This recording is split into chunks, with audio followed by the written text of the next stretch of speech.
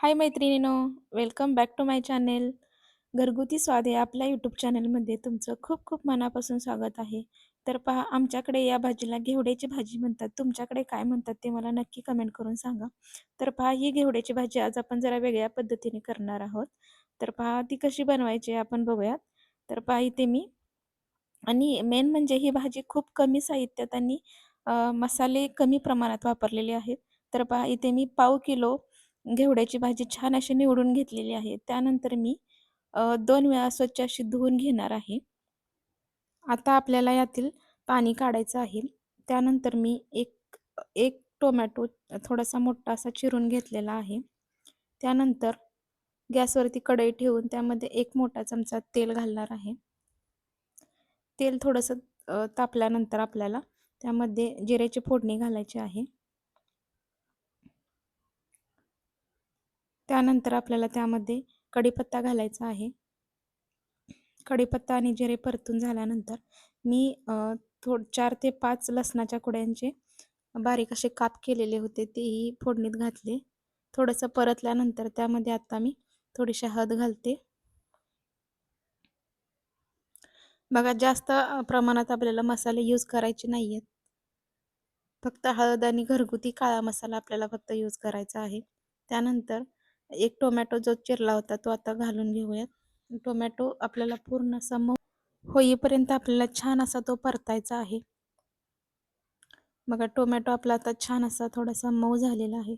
आता त्यामध्ये आपण धुवून घेतलेली घेवड्याची शेंग घालूया आणि घेवड्याची शेंग ही थोडा वेळ आपण परतून घेणार आहोत. म्हणजे थोडा वेळ आपल्याला ती फोडणीमध्ये भाजायचीच आहे. त्यानंतर थोडंसं मीठ घालूया आपण.